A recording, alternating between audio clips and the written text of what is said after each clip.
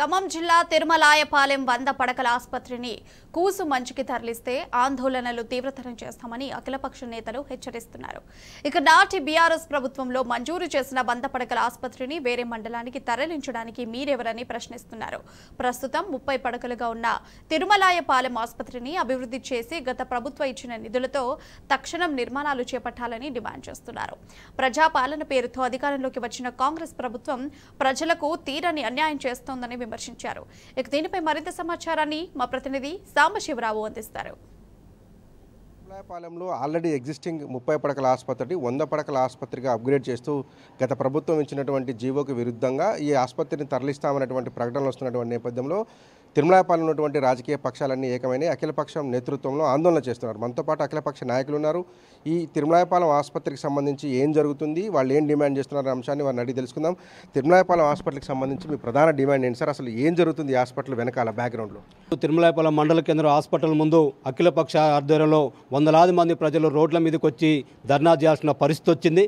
కారణం ఏంటంటే గతంలో ఉన్నటువంటి తిరుమలాయపాలెం 30 పడకల హాస్పిటల్ని ఆ రోజున బీఆర్ఎస్ ప్రభుత్వం కందాల ఉపేందర్ రెడ్డి గారి చొరవతోటి అసెంబ్లీలో పోరాడి అట్లాగే అన్ని పార్టీల ఆందోళన ఫలితంగా ఆయన అసెంబ్లీలో మాట్లాడితే ఆ రోజు ఆగస్టులో అట్లాగే 2023లో 30 పడకల హాస్పిటల్ని 100 పడకలుగా హాస్పిటల్గా మారుస్తూ అని చెప్పేసి ఆ రోజు ప్రభుత్వం మాట్లాడింది. ఉత్తర్వులు కూడా జారీ చేసింది. 26 కోట్ల రూపాయలు కూడా మంజూరు చేశారు. ఆ రోజు నుంచి డాక్టర్ల సౌకర్యం ఏర్పాటు చేయాలని చెప్పి పెద్ద ఎత్తున ఆందోళన చేస్తే డిప్యూటేషన్ డాక్టర్లు మొత్తం తీసుకొచ్చి గత సంవత్సరం నుంచి ప్రజలకి మంచిగా వైద్య సేవలు అందుతూ ఉన్నాయి. అనేక రకాల టెస్టులు కూడా చేస్తూ ఉన్నారు. ప్రజలు ఖమ్మం పోకుండా వైద్య సేవలు పొందుతూ ఉన్నారు. అట్లాంటి తరుణంలో మరి ఇప్పుడు ఏం జరిగిందో తెలియదు. ఈ యొక్క హాస్పిటల్ని మళ్ళీ 30 పడకలుగా హాస్పిటల్గా ఉంచుతాం, కూసుమంచి తీసుకెళ్ళి అక్కడ హాస్పిటల్ నిర్మిస్తాం అని చెప్పేసి ప్రజల్లో చర్చ జరుగుతూ ఉంది. ఆ ఆలోచన వస్తున్నట్టుగా అందరికీ ప్రజల ఆందోళన కలుగుతూ ఉంది. అందు ఫలితంగా మేము ఇది అన్యాయం, పేద ప్రజలు ఎస్సీలు ఎస్టీలు గిరిజనులు పెద్ద ఎత్తున్నట్టు ఈ మండలంలో పేదలకు సౌకర్యం వైద్య సౌకర్యం కల్పించాల్సింది పోయి హాస్పిటల్కి తరలించడం అన్యాయం అని చెప్పేసి పేద ప్రజలు భావిస్తున్న సందర్భంగా అందరూ అఖిల పక్షాల ఆధ్వర్యంలో పేద ప్రజలందరూ కలిసి ఈరోజు పెద్ద ఎత్తున ఆందోళన నిర్వహించాం. ఇప్పటికని ఈ ప్రభుత్వం చూసి ఆ జీవో కాపీ ఇప్పటికైనా అందరికీ పెడతా ఉన్నాం. ఆ రోజు ఏదైతే జీవో వచ్చిందో ఆ జీవోని 100 పడకల హాస్పిటల్గా ఉంచి పేద ప్రజలకు వైద్య సేవ అందించాలని చెప్పేసి మేము డిమాండ్ చేస్తున్నాం. అట్లాగే ఖాళీగా ఉన్న డాక్టర్ పోస్టులు కానీ ఇక్కడ సౌకర్యాలు కానీ మొత్తం కల్పించి 100 పడకల హాస్పిటల్గా ప్రజలకు వైద్య సేవలు అందించాలని చెప్పేసి మేము కోరుతున్నాం. అందుకోసం ఈ నియోజకవర్గ మంత్రివర్యులు పొంగులేటి శ్రీనివాసరెడ్డి గారు పేద ప్రజల ఆలోచనని ఆయన ఆలోచించి చొరవ తీసుకొని 100 పడకల హాస్పిటల్గా దీన్ని కొనసాగే విధంగా చర్య తీసుకోవాలా, ప్రభుత్వంతో మాట్లాడి అట్లాంటి ఆలోచన విరమించుకోవాలని చెప్పి డిమాండ్ చేస్తున్నాం. లేకపోతే ప్రజలందరూ ఇంకా రోడ్ల మీదకి వచ్చి పెద్ద ఎత్తున ఆందోళన చేస్తామని చెప్పేసి డిమాండ్ చేస్తూ ఉన్నాం. ఏం చెప్తారు మీరు? మీ ప్రధానమైన డిమాండ్ ఏంటి? ఇది ఎక్కువగా పేద ప్రజలు ఉన్నటువంటి మండలం. ఏం చెప్పదలుచుకున్నారు మీరు ఇక్కడ నుంచి ఈ ఆసుపత్రి తరలి? మా 100 పడకల హాస్పిటల్ మాకే ఉండాలండి. ఈ 100 పడకల హాస్పిటల్ ఎటైనా తరలిపోతే మేమైతే ఊక్కునే ప్రసక్తే లేదు. రోడ్డు ఎక్కుతాం, ధర్నాలు చేస్తాం. ప్రత్యేక తెలంగాణ కోసం ఎంత పోరాడినాం, మా హాస్పిటల్ కోసం మేమంతా పోరాడతాం. నిన్నగాక మొన్న వచ్చిన ఆయన మా హాస్పిటల్ తీసేస్తా అంటే మేము ఎట్లా ఊకుంటాం? పోయిన గవర్నమెంట్ ఇచ్చిన దాన్ని సరిగా చేయాలి. ఆయన టాలెంట్ ఉంటే ఇంకా ఇలాంటి 100 హాస్పిటల్ అయినా ఎక్కడైనా చేసుకోవాలి. మా హాస్పిటల్ తీస్తే మేము ఊకోము. మేము పేద ప్రజలం. మేము కార్పొరేట్ హాస్పిటల్కు పోయేంత స్తోమత మాకు లేదు. ఎన్నికల నాడు ఏం చెప్పారు? మిమ్మల్ని అభివృద్ధి చేస్తామన్నారు. ఏవో హామీలు ఇచ్చారు. ఆ హామీలలో ఏవీ చేయలేదు. అసలు రాజకీయం తెలిసిన మనిషే కాదు. ఒక్క మాట చెప్పాలంటే పొంగులేటి శ్రీనివాసరావు గారికి రాజకీయమే తెలియదు. ఏమైనా కారు మీద పోతే దండాలు పెట్టడం తప్పితే ఆయన ప్రజల్లోకి దిగి ప్రజల సమస్యలు పరిష్కరించే మనిషే కాదు. అలాంటి మనిషి అయితే ఈ హాస్పిటల్ ఎందుకు పోతుంది సార్?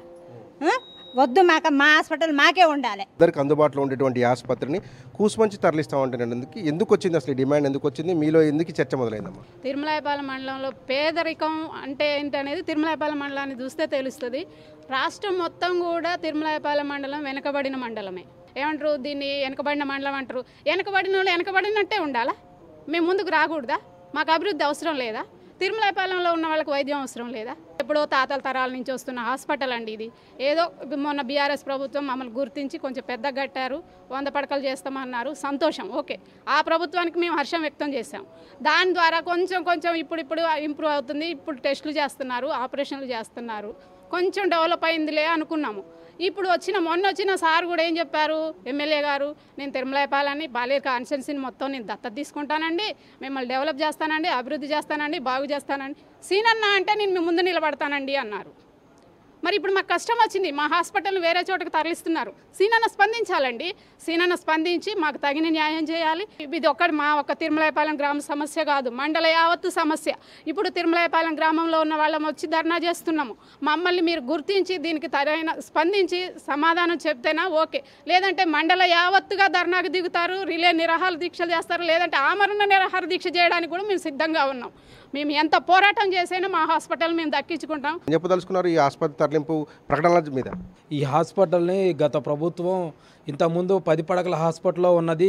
బీఆర్ఎస్ ప్రభుత్వం 10 సంవత్సరాల 30 పడకల హాస్పిటల్ చేసింది. బీఆర్ఎస్ ప్రభుత్వం 100 పడకల హాస్పిటల్ చేసి ఇంతకుముందు పాతబడ్డ హాస్పిటల్ని తీసేసి కొత్తగా మీరు చూస్తుంటున్నారు హాస్పిటల్ని కొత్తగా నీట్గా కట్టారు. ఇక్కడ డాక్టర్లను ఉంచారు, నర్సులను ఉంచారు, కాంట్రాక్ట్ బేసిక్ ఉద్యోగులను ఉంచారు. ఇక్కడ మంచిగా వైద్యం జరుగుతుంది. తిరుమలాయపాలెం మండలం నుంచి 40 కిలోమీటర్ల దూరాలు ఉన్న ప్రజలంతా ఇక్కడ సౌకర్యంగా ఉంటుంది. ఇలాంటి సౌకర్యంగా ఉన్న హాస్పిటల్ని ఇక్కడ పాలేరుగా ఉన్న ఎమ్మెల్యే పొంగిలేటి శ్రీనివాసరెడ్డి గారు ఎవరైతే ఉన్నారో అతను అనుచరులు అతను కాకోకుండా ఇక్కడ నుంచి ఈ హాస్పిటల్ పోదు, ఆయన పర్మిషన్ లేకుండా ఇక్కడ హాస్పిటల్ నుంచి పోదు. తిరుమలాయపాలెంలో 100 పడకల హాస్పిటల్ ఎక్కడనే ఉండాలా, ఎందుకంటే ఇది కాంగ్రెస్ ప్రభుత్వం ఇచ్చిన హాస్పిటల్ కాదు. బీఆర్ఎస్ ప్రభుత్వం ప్రజలకి ఈ తెలంగాణ రాష్ట్రంలో ప్రతి మండలానికి 100 పడకల హాస్పిటల్ ఉండాలని ఒక సంకల్పన ధృవంతో కేసీఆర్ గారు ఇచ్చారు.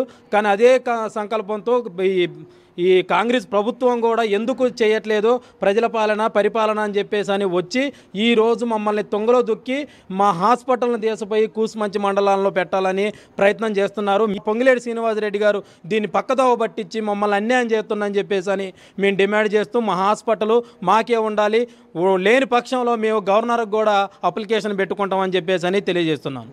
So much. ఇది ఈ తిరుమలాయపాలెం హాస్పిటల్ చాలా విస్తృతమైన పెద్ద హాస్పిటల్. 58 గ్రామ పంచాయతీలు, తండాలు దాదాపు 50 తండాలు పైగా ఇక్కడ ఉన్నటువంటి పరిస్థితి ఉంది. అత్యంత పేద మండలంగా ఉంది. గతం తెలంగాణ రాకముందు వెనుకబడినటువంటి మండలం, అత్యంత డ్రాట్ ఏరియా ఉన్నటువంటి మండలంగా దీనికి గుర్తింపు ఉంది.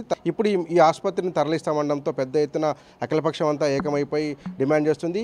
ప్రకటన వెనక్కి తీసుకోకపోతే మట్టుకు ఖచ్చితంగా రోడ్డు ఎక్కుతాం, పెద్ద ఎత్తున ఆందోళన చేస్తాం, ఆమరణ దీక్ష కూడా కూర్చుంటామని చెప్పి తిరుమలాయపాలెంకి సంబంధించినటువంటి అఖిలపక్షం డిమాండ్ చేస్తుంది. వీడియో జర్నలిస్ట్ నాగరాజ్తో సాంబశివరావు, టీ న్యూస్, తిరుమలాయపాలెం నుంచి.